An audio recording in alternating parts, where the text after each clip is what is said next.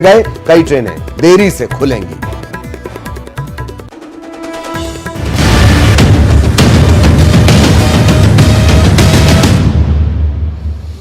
नमस्कार, सुर्खियों के बाद खबरें विस्तार से। आपके साथ मैं हूं ललित प्रजापति। सबसे पहले अपडेट आपको दे देंगे बालोद में जो भीषण भयंकर सड़क हादसा हुआ है।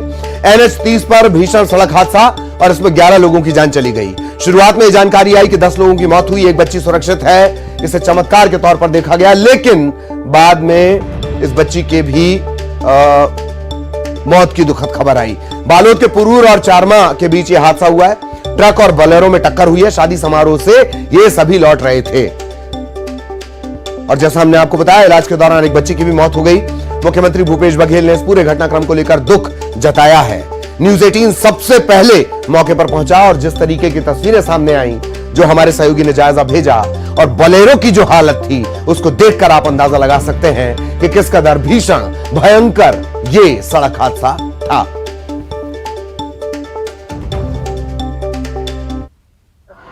धमतरी और बालोद के बीच में जक्तरा नाम की एक जगह है, वहां पर ये भीषण सड़क हादसा हुआ है। ये फिलहाल हम घटना स्थल पर मौजूद हैं और एक बोलेरो वाहन जो है वो ट्रक से सीधी टकराई है। ये वो बोलेरो वाहन है जिसे आप सीधे अपनी आंखों से देख सकते हैं कि इस पूरी जीप की क्या स्थिति है। इसमें 10 से 11 लोग सवार थे घटना स्थल के वक्त और ये गाड़ी पूरी तरह से डैमेज हो चुकी है ट्रक से टकराने के बाद। पुलिस के मुताबिक इस घटना में 10 लोगों की मौत की पुष्टि हो चुकी है। एक छोटा बच्चा जो है घायल है और उसकी सांसें भी चल रही हैं। उसे रायपुर रेफर किया गया है बेहतर इलाज के लिए। बालोद जिले की गुरूर थाना की जो पुलिस है वो मौके पर अभी मौजूद है। सूचना मिली कि जक्तरा से पहले एक्सीडेंट हो गया है बोलेरो और ट्रक में, तो फिर तुरंत पुलिस पार्टी मौके पे पहुंची। आकर के देखे तो यहाँ पर बोलेरो का परचक्का उड़ गया था और उसमें बैठे थे लगभग 11, तो 11 में 10 जो है ऑन द स्पॉट एक्सपायर हो गए। एक छोटे बच्चे हैं जिस गंभीर हालत में जो है थे, उसको जिला अस्पताल धमतरी ले गए हैं, तो ऐसे पता चला उसको भी रायपुर रेफर कर दिए गए हैं। अभी प्रारंभिक तौर से मृतक के परिवार आए थे, लेकिन वो व्याकुल अवस्था होने से उनसे सही ढंग से पूछताछ नहीं किया गया मृतकों और मृतकाओं का नाम को, और उसको अभी जा करके पूछताछ की जाती है और ट्रक चालक के खिलाफ अग्रिम कार्रवाई की जाती है। एक बच्ची जो है वो अभी उसकी सांसें चल रही हैं और उसे रायपुर रेफर किया बेहतर इलाज के लिए, लेकिन उसके अलावा जो बाकी लोग गाड़ी में बैठे थे उनकी मौत हो चुकी है। पुलिस अपनी तरफ से पुष्टि कर रही है। बेहद दुखद घटना धमतरी के पास जक्तरा NH 30। अभिषेक पांडे, न्यूज 18 धमतरी। तो ये सनसनीखेज जो हादसा है, दरअसल सनसनी अगर 11 लोगों की जान चली जाए तो निश्चित तौर पर मच जाएगी। अगली बड़ी खबर बैतूल से है। बैतूल के मुल्ताई में सनसनीखेज वारदात हुई है। युवती की बीच सड़क पर गला रेतकर हत्या कर दी गई। ये मामला ब्लैकमेलिंग से जुड़ता पाया जा रहा है। सिमरन इसका नाम था, 26 साल इसकी उम्र में है। जिस पर आरोप लग रहे हैं उसकी भी उम्र 26 साल है। स्कूटी से युवती जा रही थी और तभी गला रेतकर इसकी हत्या कर दी गई। एक संदिग्ध को हिरासत में लेकर पूछताछ की जा रही है। प्रेम से जुड़ा हुआ, एक दूसरे को जानने से जुड़ा हुआ ये शुरुआती मामला जान पड़ता है। मुल्ताई थाना इलाके के मटर मार्केट रोड पर यह वारदात अंजाम दी गई है और अपडेट इस मामले में यह भी है कि जो युवती थी वो जो आरोपी माना जा रहा है उससे ब्लैकमेल कर रही थी और जो आरोपी माना जा रहा है उसकी कुछ दिनों में शादी होने वाली थी।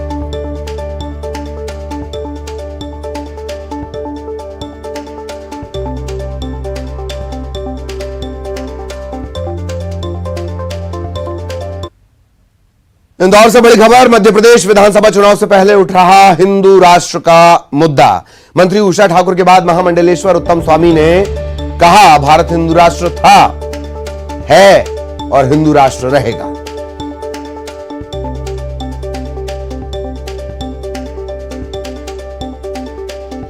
विधानसभा चुनाव से पहले हिंदू राष्ट्र की बात उठने लगी है। आपको बता दें कि जो मंत्री हैं, संस्कृति मंत्री उषा ठाकुर, वो पहले ये बात बोल चुकी हैं। उन्होंने हिंदू राष्ट्र से इतर हिंदुइज्म की बात की, जो जीवन जीने की पद्धति है। अब महामंडलेश्वर उत्तम स्वामी ने कहा, भारत हिंदू राष्ट्र था, है और रहेगा। जब था, है और रहेगा तो फिर मुद्दा क्या? बड़ी बात, हिंदू राष्ट्र था, हिंदू राष्ट्र है और हिंदू राष्ट्र रहेगा। अब इन बातों पे जो राजनीति करने वाले लोग हैं, इस तरह की बातें करते हैं, इस बातों पे कुछ मतलब नहीं बात करना, टाइम बर्बाद है। हो सकता है कोई प्रोपोगंडा करने के लिए कुछ बात कर रहे होंगे, कोई क्या करे, कुछ नहीं हो सकता। बस मुझे लगता है कि ये हिंदू राष्ट्र था, है और रहेगा। और सहयोगी अरुण इस वक्त हमारे साथ जुड़े हुए हैं, अरुण के पास आपको लिए चलेंगे। अरुण, संस्कृति मंत्री के बाद अब ये बात निकलकर सामने आई है, और एक बात और है कि जब हिंदू राष्ट्र था, है और रहेगा तो नया क्या? अरुण।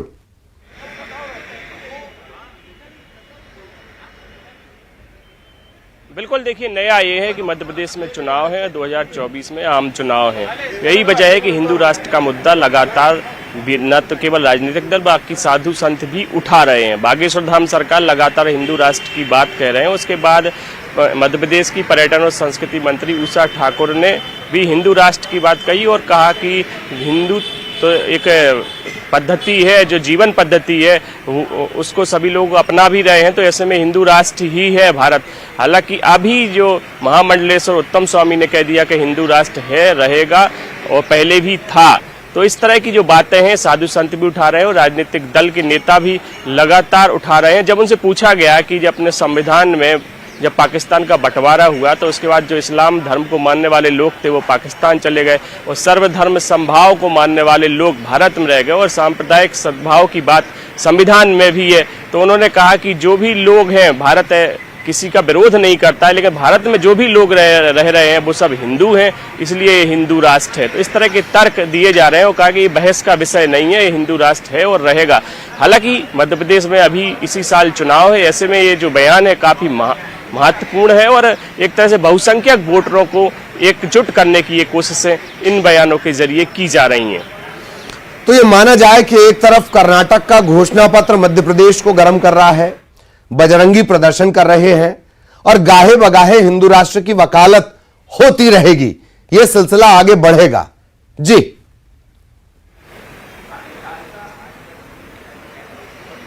बिल्कुल, देखिए, एक तरफ बजरंग दल पर प्रतिबंध को लेकर बवाल मचा हुआ है जो कांग्रेस ने अपना मैनिफेस्टो कर्नाटक में जारी किया है। दूसरी ओर हिंदू राष्ट्र की मांग, ये वो सब मुद्दे हैं जिनको लेकर बहुसंख्यक जो वोटर हैं उनको एकजुट करने की कोशिशें हैं और तमाम राजनीतिक दल अगर बात की जाए तो इस मुद्दे को लेकर अपनी अपनी राय भी दे रहे हैं। लेकिन बीजेपी तो साफ कह रही है कि बजरंग दल पर बैन नहीं लगाया जा सकता, आप हनुमान जी को प्रतिबंधित नहीं कर सकते, इन तरह की बातें की जा रही हैं। साथ ही जो बजरंग दल है वो भी लगातार प्रदर्शन कर रहा है कि बजरंग दल पर प्रतिबंध नहीं लगना चाहिए, क्योंकि वो राष्ट्र विरोधी दल नहीं है, वो राष्ट्र हित के मुद्दे उठाता है और राष्ट्र हित के काम करता है, इसलिए बजरंग दल पर प्रतिबंध नहीं लगना चाहिए। उसी बीच हिंदू राष्ट्र का मुद्दा भी उठाया जा रहा है, तो कहीं ना कहीं ये कहीं चुनाव से जोड़कर देखने वाली बातें। और हालांकि देखो, उत्तम स्वामी ने तो कहा कि चुनाव की खेती में इस तरह की बातें नहीं होनी चाहिए, क्योंकि धर्म के नाम पर राजनीति नहीं होनी चाहिए और धर्म को कहीं भी चुनावी राजनीति का हिस्सा नहीं बनाया जाना चाहिए। चलिए, बहुत बहुत धन्यवाद अरुण इस तमाम जानकारी के लिए। इसी इंदौर के पास जमावड़ा लगता है महू में, जब बाबा साहेब अंबेडकर, जी संविधान वाले बाबा साहेब अंबेडकर की जन्म जयंती होती है। अगली बड़ी खबर, रायपुर से रेल यात्रियों की परेशानी लगातार बढ़ी हुई है। रायपुर स्टेशन पर एक हफ्ते का ब्लॉक, मेगा ब्लॉक लगा हुआ है। रायपुर स्टेशन का आधुनिकीकरण होना है। 4 से 10 मई तक 110 ट्रेनों का परिचालन प्रभावित रहेगा। कई के मार्ग बदले गए हैं, कई ट्रेन देरी से खुलेंगी। तो अगर आप रायपुर स्टेशन से यात्रा करने वाले, इसके आसपास से यात्रा करने वाले हैं या रायपुर रूट से गुजरने वाली ट्रेन से यात्रा करने वाले हैं तो पहले इंक्वायरी कर लें। और आज किस तरह से जो ट्रेन रद्द की गई है उनकी जानकारी भी हम नीचे आपको दे रहे हैं। अगर ये ट्रेन आपके इस्तेमाल वाली है, आप इनका रोजाना इस्तेमाल करते हैं, डेली अप डाउनर्स अगर इनका इस्तेमाल करते हैं या आप सफर के लिए इनका इस्तेमाल करते हैं, तो ये ट्रेन है जिनके रूट बदले गए हैं। और रद्द ट्रेन, वो भी हम जानकारी आपको लगातार दे रहे हैं। आधुनिकीकरण के चलते, रिनोवेशन के चलते ये एक मेगा ब्लॉक लगाया गया है। हालांकि लंबे अरसे से छत्तीसगढ़ में रेल यात्रा के लिहाज से मुश्किलें बढ़ी हुई हैं, कभी किसी वजह से, कभी किसी और वजह से, कभी इसी वजह से कि डीआरएम को ये जानकारी ही नहीं होती कि भाई ट्रेनों का परिचालन क्यों रुका हुआ है।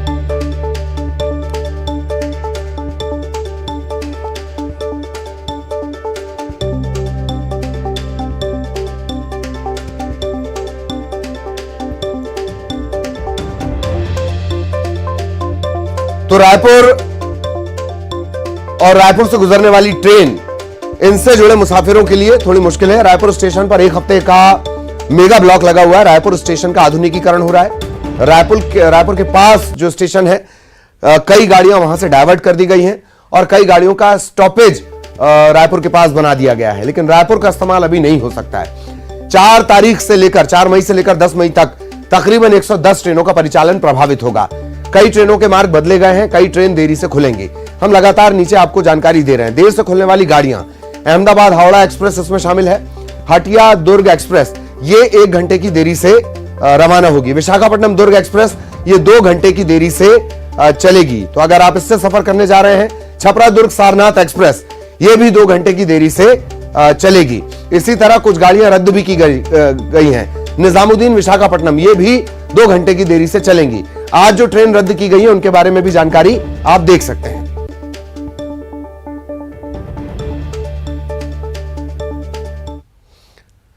एक और जानकारी राजधानी भोपाल से जुड़ी हुई। आज राजधानी पर है दोहरी परेशानी।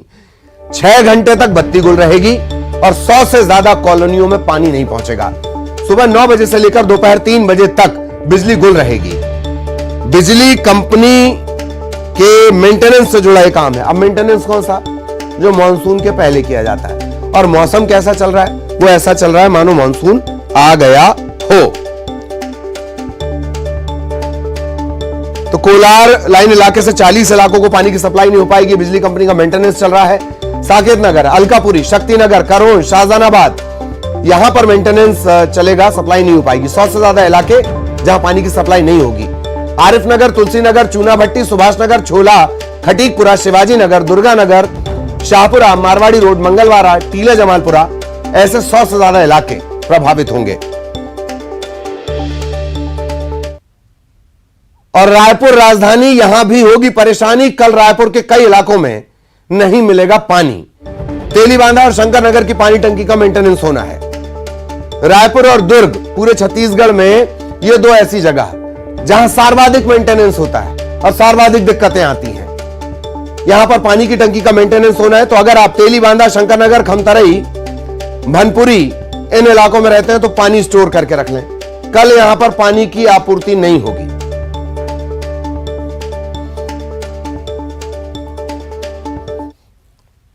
और मध्य प्रदेश में लगातार जारी रहेगा बारिश का दौर। मौसम विभाग ने तेज बारिश, आंधी, ओलावृष्टि इनकी आशंका जताई है। पश्चिमी विक्षोभ ट्रफ लाइन एक्टिव है। इसे आसान भाषा में समझिए, बादल नीचे हैं। बादल नीचे रहेंगे तो बरसेंगे। बादल क्यों बने हुए हैं? क्योंकि राजस्थान से लेकर दक्षिण भारत तक एक सिस्टम एक्टिव है जो बारिश करवाता है। जबलपुर, सागर, रीवा, शहडोल, नर्मदापुरम, भोपाल, चंबल, उज्जैन, ग्वालियर, इंदौर संभाग इन जिलों के लिए बारिश का अलर्ट जारी किया गया है। वैसे पूरे देश का मौसम बिगड़ा हुआ है। मौसम विभाग ने गरज चमक के साथ बारिश की आशंका जताई है।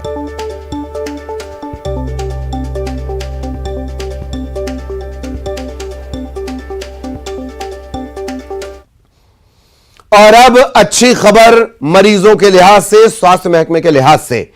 डॉक्टर्स की हड़ताल खत्म हो गई है। हाईकोर्ट की सख्ती के बाद आज धीरे धीरे डॉक्टर्स अपने काम पर लौटेंगे। डॉक्टर्स का यह कहना है कि हड़ताल भले ही खत्म कर दी गई, लेकिन विरोध प्रदर्शन और आंदोलन जारी रहेगा। अब जो अगली रणनीति है वो सामूहिक इस्तीफे से जुड़ी हो सकती है। आज डॉक्टर्स की बैठक होगी। कुछ लोग वर्चुअली भी इसमें जुड़ेंगे, बाहर के जो डॉक्टर हैं। इसके बाद आगामी प्रदर्शन को लेकर फैसला होगा। हाईकोर्ट ने डॉक्टर्स की हड़ताल को अवैध बताया है। यह भी कहा है कि हड़ताल करनी हो तो पहले इजाजत ले लो। कल से बेमियादी हड़ताल शुरू हुई थी। 1 मई से प्रदर्शन शुरू हुआ था। जनहित याचिका दायर की गई। मामला जबलपुर हाईकोर्ट पहुंचा। डीएसीपी और बाकी की मांगों को लेकर यह हड़ताल जारी थी। डीएसीपी डायनामिक एग्रेसिव करियर प्रमोशन, ये एक टर्म है। बिहार में यह व्यवस्था लागू है। केंद्र से जुड़े संस्थानों में यह व्यवस्था लागू है।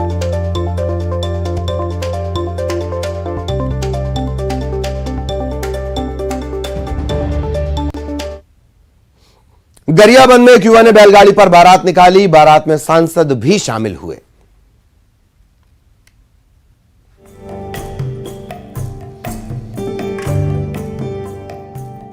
अमीर से लेकर गरीब तक, शहर से लेकर गांव तक, अगर बारात निकालनी है तो जरूरी है मोटर गाड़ी।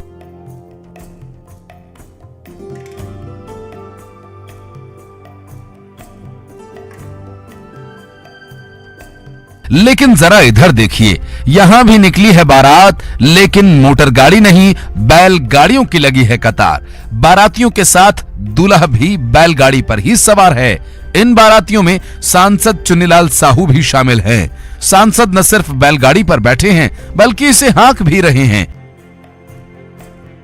ये तस्वीरें गरियाबंद की हैं। यहां टेका गांव से कांग्रेस के जिला अध्यक्ष भाव सिंह साहू के बेटे उमाकांत साहू की बैलगाड़ी पर बारात निकली। बैलगाड़ी पर जोश के साथ नाचते गाते बारात निकली।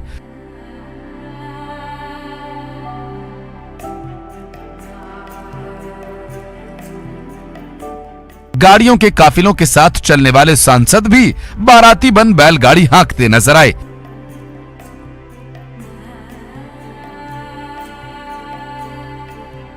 दूल्हा उमाकांत इंजीनियरिंग कर चुका है।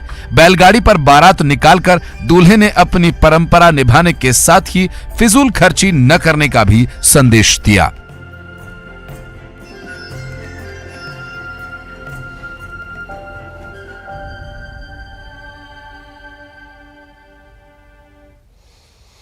शादी ब्याह के मौके पर अक्सर आपने अनोखे वीडियो देखे होंगे, लेकिन रीवा से जो वीडियो सामने आया वो बिल्कुल अलग है। अब तक आपने दूल्हे राजा को घोड़ी या कार पर सवार होकर देखा होगा, द्वार चार में पहुंचते हुए, मतलब बारात जब घर पहुंचती है लड़की के घर, द्वार चार। लेकिन रीवा के चाकघाट में एक नए लुक और नए अंदाज में दूल्हा सामने आया। न बारात में न रथ, न घोड़ा, न मोटर गाड़ी, खुद ट्रैक्टर चलाकर बारात लेकर पहुंच गया दूल्हा। दरअसल अरमान थे फॉर्च्यूनर से जाने के, और फॉर्च्यूनर खराब हो गई। इसके बाद दूल्हे राजा पहुंचे एजेंसी, नया ट्रैक्टर मंगाया, खुद ड्राइव किया ट्रैक्टर को और बारात लेकर पहुंच गए।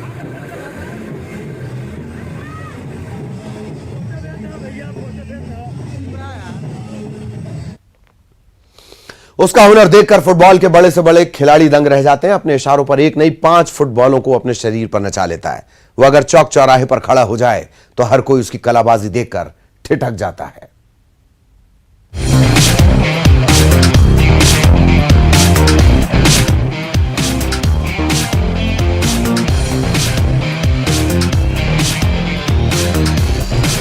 आमतौर पर फ्रीस्टाइल फुटबॉलर्स के फुटबॉल फन को आपने यूरोपीय देशों में देखा होगा, या फिर रील्स या यूट्यूब के जरिए उनके वीडियोस आपने देखे होंगे।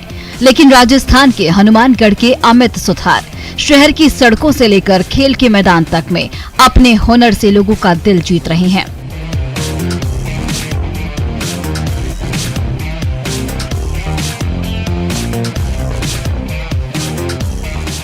अमित एक या दो नहीं, बल्कि एक साथ 5-5 फुटबॉल को अपने इशारों पर नचाते हैं।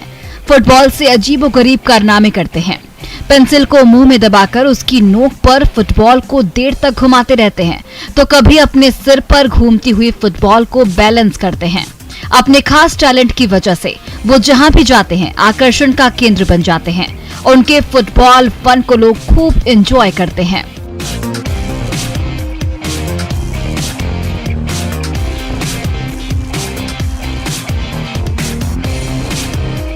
अमित बचपन से ही फुटबॉल के शौकीन रहे हैं, लेकिन बाद में फ्रीस्टाइल फुटबॉल में 9 बार के गिनीज बुक ऑफ वर्ल्ड रिकॉर्डधारी आयरलैंड से प्रभावित होकर इसमें अपने हाथ आजमाने लगे। कड़ी मेहनत के कारण आज वो इस मुकाम पर हैं कि लोग उनकी तारीफ करते नहीं थकते। किसान परिवार में पैदा हुए अमित फिलहाल जयपुर में रहते हैं। अपने इस हुनर के दम पर देश और दुनिया में अपनी खास पहचान बनाना चाहते हैं। यही नहीं, वो फ्रीस्टाइल फुटबॉल की वर्ल्ड चैंपियनशिप में भी जाना चाहते हैं। एक्चुअली जब मैं 4 इयर्स पहले मैं छोटा था, तब एक आयरलैंड नाम से एक बंदा है, उसके वीडियोस देखता था यूट्यूब पे। तो उसके वीडियोस देख देख के मैं ये सब चीज़ सीख गया।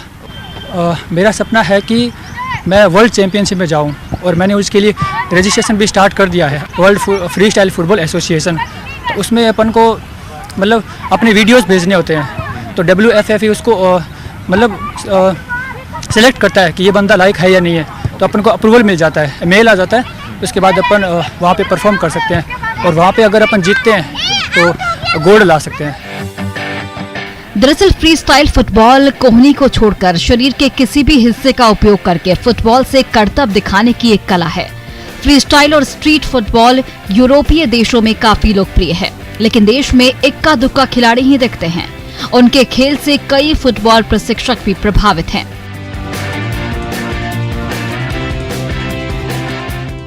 बहुत स्किलफुल है ये, बॉल कंट्रोल इनका अच्छा है, बॉल सेंस इससे बेटर डेवलप होता है और जो खिलाड़ी हैं उनके लिए भी बहुत अच्छा है कि वो भी ऐसा करें तो उनका बॉल सेंस बॉल कंट्रोल सारा डेवलप होगा।